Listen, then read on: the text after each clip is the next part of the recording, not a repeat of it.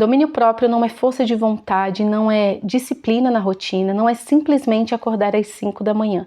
Domínio próprio é estar submetido ao governo do Espírito Santo. E se nós não aprendermos a governar os nossos impulsos, emoções e o nosso próprio corpo debaixo da vontade de Deus, nós nunca viveremos a transformação que o Evangelho realmente produz.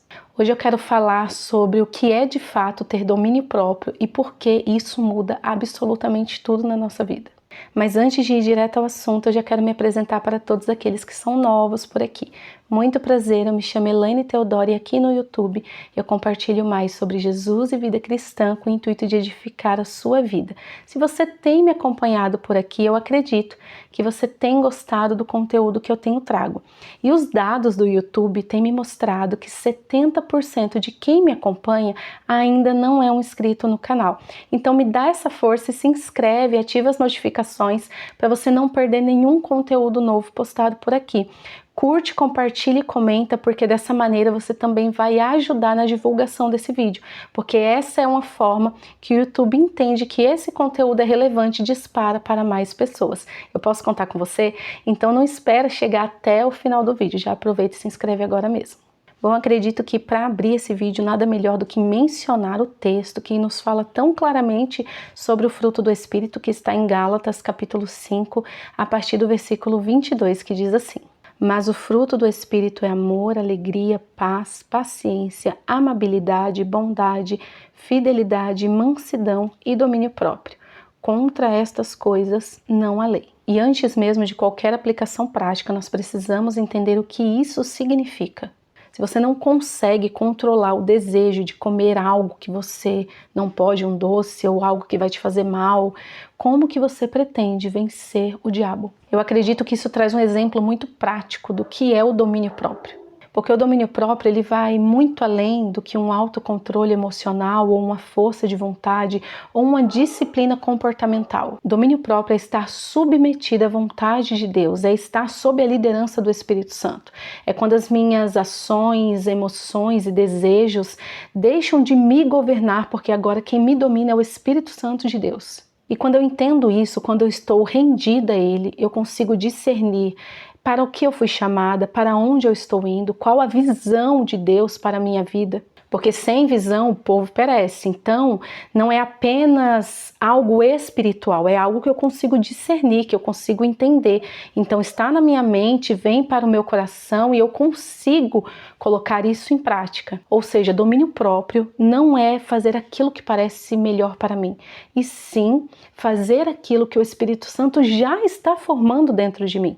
Nada mais além disso, e sem se preocupar com o que os outros vão pensar pelas nossas escolhas, pelas nossas decisões, pelas nossas renúncias, temer a Deus e não a homens. A palavra de Deus diz em 1 Timóteo capítulo 1, versículo 7, porque Deus não nos deu um espírito de covardia, mas de poder, de amor e de domínio próprio.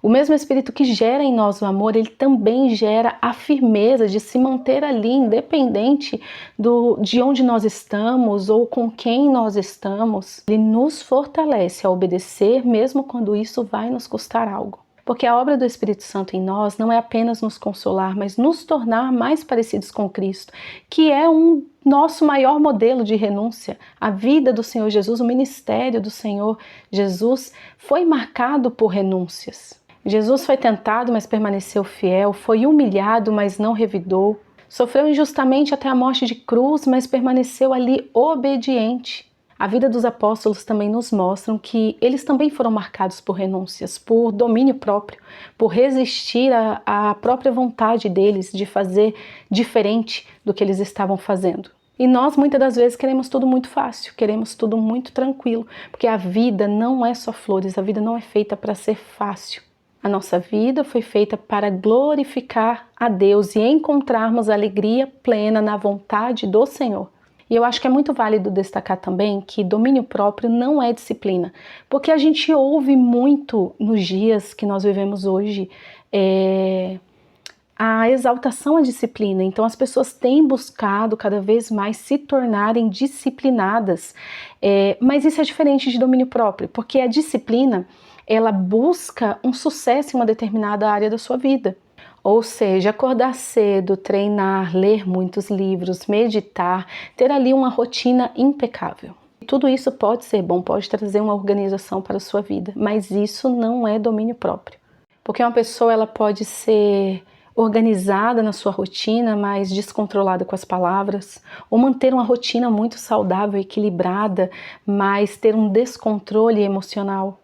Pode cumprir metas e falhar no caráter. Eu acredito que para entender bem a diferença, a disciplina ela estrutura a sua agenda, mas o domínio próprio ele molda o seu coração. O fruto do Espírito, o domínio próprio, ele vem acompanhado. Então, onde há o domínio próprio, também há a paz, a longanimidade. A pessoa ela vai desenvolvendo as outras virtudes do fruto do Espírito. Porque o fruto é um só com várias virtudes. Um outro texto também que eu acredito que fala de uma forma muito clara para nós sobre domínio próprio está em 1 Coríntios capítulo 9, versículo 27, que diz assim: mas esmurro o meu corpo e faço dele meu escravo, para que depois de ter pregado aos outros, eu mesmo não venha ser reprovado. Esse texto aqui, Paulo não está falando de autopunição, mas de controle espiritual. Esmurrar o corpo aqui significa eu não sou guiada por impulsos ou por desejos desordenados. Eu submeto a minha natureza à vontade de Cristo. E o final desse versículo também é perfeito, onde ele diz: para que depois de ter pregado aos outros, eu mesma não venha ser desaprovado. Ou seja, para que depois de ter exercido ali um ministério, escrevido livros, ter pregado, ter cantado, ter formado discípulos, falar corretamente, ter uma vida ali, uma moldura perfeita, mas não ter transformação, eu não venha ser desaprovado diante do Senhor. Talvez muitos lugares hoje tenham apresentado um evangelho muito fácil, muito raso. Não é um evangelho pleno, onde requer transformação, renúncia. E talvez você não tenha vivido essa real mudança na sua vida que você tanto procura, porque você tem vivido um evangelho de facilitação.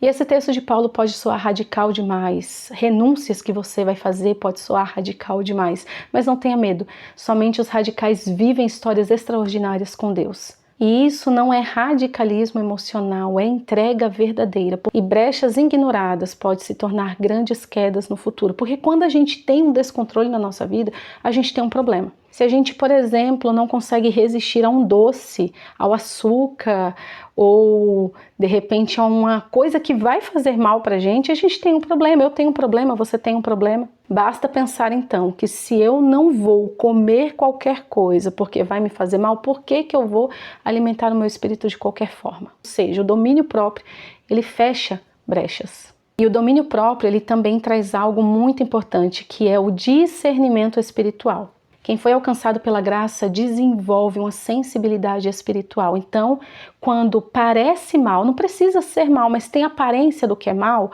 a gente já tem que fugir. Se algo se aproxima do pecado, se cria ali um ambiente de queda, se compromete a minha integridade, eu já me afasto, eu não negocio os meus princípios. Muitas das vezes a gente cai na besteira de ficar assim, mas isso não é pecado. Mas parece pecado, então a gente precisa fugir. Porque nós não devemos ficar blefando com o pecado. Quem é transformado não fica perguntando até onde eu posso ir. Será que dá para ir até esse ponto? Não. A gente pergunta, será que isso realmente vai agradar ao Senhor? Se eu fizer isso, eu vou agradar ao Senhor? E como viver essa realidade? A gente está falando até aqui sobre o Espírito Santo. O mesmo Espírito que pairava sobre as águas na criação, o mesmo Espírito que inspirou a palavra, o mesmo Espírito que habita em nós. Ele não apenas nos acompanha, ele nos governa se nós permitirmos. Somos conduzidas pela carne ou somos conduzidas pelo Espírito. Não existe neutralidade. Se eu alimento a natureza antiga, ela vai se fortalecer, mas se eu alimentar a minha comunhão com Deus, o fruto do Espírito que vai crescer dentro de mim. Não por um esforço humano, mas por uma nova vida com Deus. Porque eu não sou salva porque eu estou vivendo o fruto. O fruto é a evidência de que eu sou salva. Não tem como uma pessoa que vive edificada na palavra, que tem vida de oração, que busca a presença de Deus, não produzir o fruto do Espírito. Então o fruto é a evidência dessa nova vida, dessa transformação, da salvação do Senhor na sua vida. E para encerrar esse vídeo, eu quero te dizer que domínio próprio não é sobre controlar um desejo isolado. É sobre permitir que Deus tenha o controle total da sua vida.